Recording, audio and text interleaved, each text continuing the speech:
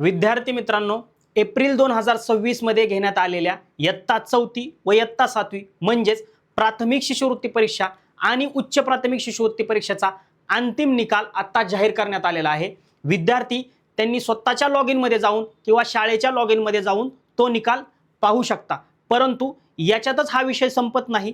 ज्या विद्यार्थ्यांना गुणपडताळणी करायची आहे, म्हणजे जे काही तुमची अंतिम उत्तर सूची याच्या अगोदर आली होती, त्या उत्तर सूचीनुसार आणि अंतिम जाहीर झालेल्या निकालानुसार गुणामध्ये काही तफावत असेल किंवा तुमच्या स्वतःच्या नावामध्ये किंवा आडनावामध्ये किंवा आईच्या नावामध्ये, वडिलांच्या नावावर किंवा इत्यादी काही तुमच्याकडनं दुरुस्ती असेल तर त्याच्यामध्ये तुम्हाला ऑनलाईन अर्ज करायचा आहे। तो कशा पद्धतीने करायचा किंवा तुम्हाला गुण म्हणजे तुमचा अंतिम निकाल कशा पद्धतीने बघायचा याच्याबद्दल आजचा व्हिडिओ असणार आहे। तर तुम्हाला व्हिडिओ शेवटपर्यंत बघायचा आहे। छोटासा व्हिडिओ आहे परंतु तुमच्यासाठी महत्त्वाचा आहे, ठीक आहे। तर तुम्हाला प्राथमिक काय करायचं विद्यार्थी मित्रांनो, सगळ्यात आधी तुम्हाला काय करायचं, गुगलला जायचे। गुगलला गेल्यानंतर तुम्हाला काय करायचं, जी आपली स्कॉलरशिपची ऑफिशियल वेबसाईट आहे म्हणजे महाराष्ट्र राज्य परीक्षा परिषदेची MCSE पुणे, काय सांगतोय MCSE पुणे, हे सर्च करायचंय। हे सर्च केल्यानंतर अशा पद्धतीचे तुम्हाला वेबसाईट ओपन होईल, ठीक आहे। याच्यावर क्लिक केल्यानंतर ह्या पद्धतीचा पेज तुम्हाला तुमच्यासमोर प्राथमिक पहिल्यांदा दिसेल। याच्यामध्ये तुम्हाला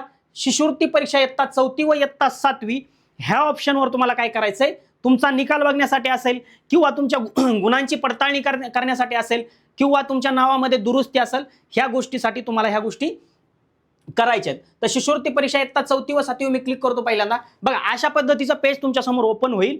याच्यामध्ये दोन गोष्टी तुम्हाला दिसतील, ठीक आहे। जर तुम्ही तुमच्या मोबाईल मध्ये जर बघत असाल तर ह्या गोष्टी शेजारी येणार नाही। पहिल्यांदा ही गोष्ट येईल, हे म्हणजे हे आल्यानंतर मग त्याच्या खाली तुम्हाला विद्यार्थ्यांसाठी सूचना दिसेल। पण लॅपटॉप असेल, कॉम्प्युटरला असेल तर तुम्हाला अशा पद्धतीचा पेज या ठिकाणी ओपन होईल। बघा या ठिकाणी बघा या कोपऱ्यामध्ये तुम्हाला दिसतंय उपक्रम शाळांसाठी शाळा लॉगिन। बघा शाळा लॉगिन मध्ये तुम्हाला अंतरिम निकाल शाळांसाठी हा ऑप्शन दिसेल। म्हणजे शाळेमधून सुद्धा तुम्ही तुमचा अंतरिम निकाल पाहू शकता।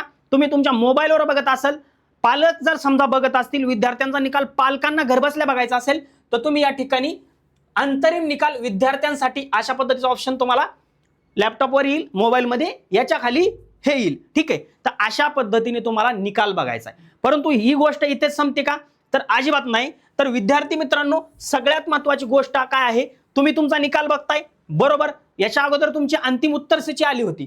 अंतिम काय आली होती, उत्तर सूची आली होती। आणि त्या उत्तर सूचीमधील गुणांमध्ये काय तफावत असेल किंवा तुमचं निकालामध्ये तुमचं नाव जे आलेलं आहे, आडनाव जे आलेलं आहे, वडिलांचं नाव, आईचं नाव, ह्याच्यामध्ये काय दुरुस्ती करायची असेल तर तुम्हाला ऑफिशियल एक प्रसिद्धीपत्रक नोटिफिकेशन आलेलं आहे, ती तुम्हाला व्यवस्थित आधी समजावून सांगतो। त्याच्यानंतर त्या पद्धतीने तुम्ही काय करा, प्रोसेस करा। महत्त्वाच्या सूचनामध्ये अशा पद्धतीचं तुम्हाला नोटिफिकेशन दिसेल, बघा प्रसिद्धीपत्रक दिसेल। याच्यामध्ये दिसतंय स्पष्टपणे तुम्हाला प्राथमिक शिष्यवृत्ती परीक्षा इयत्ता 4थी व उच्च प्राथमिक शिष्यवृत्ती परीक्षा इयत्ता 7वी दिनांक 26 एप्रिल 2026 अंतरिम निकाल।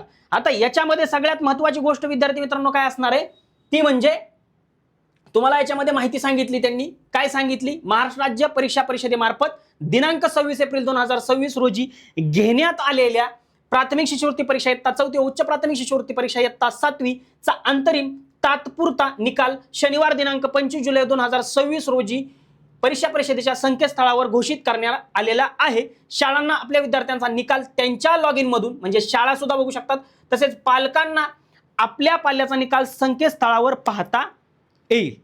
ही झालं निकाल पाहणी संबंधात। पण निकाल पाहिला आणि याच्यामध्ये जर विद्यार्थ्यांना गुण पडताळणी करून घ्यावायची असल्यास संबंधित शाळांच्या लॉगिन मध्ये दिनांक 25/7/2026 ते 2 ऑगस्ट 2026 या कालावधीत ऑनलाईन अर्ज उपलब्ध करून देण्यात येत आहे। गुणांच्या पडताळणीसाठी प्रत्येक पेपर करता ₹50 याप्रमाणे शुल्काची रक्कम ऑनलाईन पेमेंटद्वारे भरणे आवश्यक आहे।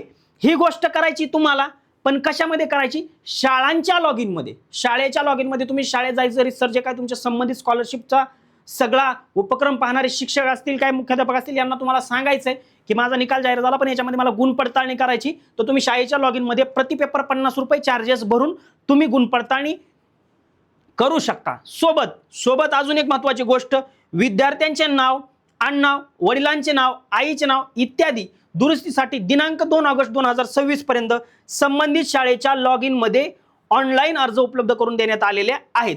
आता हे सुद्धा तुम्हाला शाळेच्या लॉग इनमध्ये करायचे. दोन्ही गोष्टी शाळेच्या लॉग इनमध्ये तुम्हाला करायच्या आहेत. फक्त तुम्हाला गुणांची पडताळणी करायचं असेल तर पेपर 50 रुपये चार्जेस द्यायचे. बाकी याच्यासाठी तुम्हाला काही शुल्क शाळा घेऊ शकत नाही तुमच्याकडनं. ती गोष्ट तुम्हाला फ्रीमध्ये उपलब्ध करून देण्यात आलेली आहे. परंतु जर असं तुम्हाला ऑनलाईन पद्धतीचा अर्ज करायचा आहे, तुम्ही परीक्षा परिषदेच्या मेलवर असेल किंवा काही विद्यार्थी पोस्टाने अर्ज करतात की माझ्या नावामध्ये अमुक झालं, हे झाले त्या गोष्टी, तर हे अर्ज ग्राह्य धरले जात नाही. ऑनलाईन पद्धतीनेच शाळेच्या लॉग इन मधूनच, तेही दिनांक 2 ऑगस्ट 2026 पर्यंतच तुम्हाला ह्या गोष्टी करायच्या आहेत. आणि त्याच्यानंतर विद्यार्थ्यांच्या गुणामध्ये फेरबदल करून, म्हणजे ज्याचं ऑब्जेक्शन असेल काय असेल याच्यामध्ये फेरबदल करून अंतिम निकाल किंवा पात्र विद्यार्थ्यांची यादी नंतर परीक्षा परिषदेमार्फत जाहीर करण्यात येईल. तर विद्यार्थी मित्रांनो, अशाच पद्धतीने तुम्हाला इयत्ता 4थी म्हणजे प्राथमिक, उच्च प्राथमिक म्हणजे इयत्ता 7वी स्कॉलरशिप परीक्षा असेल, किंवा आता तुम्ही 7वीत आहात, 7वीचे विद्यार्थी 8वी मध्ये जाचाल, ठीक आहे, 7वीचे विद्यार्थी 8वी मध्ये जाचाल, तुमच्यासाठी NM स्कॉलरशिप परीक्षा आहे. 4थीचे विद्यार्थी इयत्ता 5वी मध्ये जातील, त्यांच्यासाठी नवोदय स्कॉलरशिप परीक्षा आहे. जवाहर नवोदय विद्यालयासाठी 6वी ते 12वी याच्यामध्ये तुम्हाला मोफत परंतु क्वालिटी शिक्षण, CBSE पॅटर्न प्रमाणे शिक्षण, तेही मोफत, राहणं, जेवण, निवास, म्हणजे त्याच्यामध्ये तुम्हाला शालेय शैक्षणिक साहित्य असेल, खेळाचे साहित्य असेल, ह्या गोष्टी तुम्हाला फ्री मिळतात. त्याच्यासाठी 5वी नवोदय आहे, म्हणजे 4थीच्या विद्यार्थ्यांसाठी 5वी नवोदय, 7वीच्या विद्यार्थ्यांसाठी 8वी NMS, किंवा कोणतीही स्कॉलरशिप परीक्षा, MTS असेल, अशी कोणतीही स्कॉलरशिप परीक्षेची तयारी तुम्हाला घर बसल्या तेही मोफत पद्धतीने जर करायचं असेल तर आमच्या ई सारथी स्कॉलरशिप या YouTube चॅनलला नक्की सबस्क्राईब करा. धन्यवाद.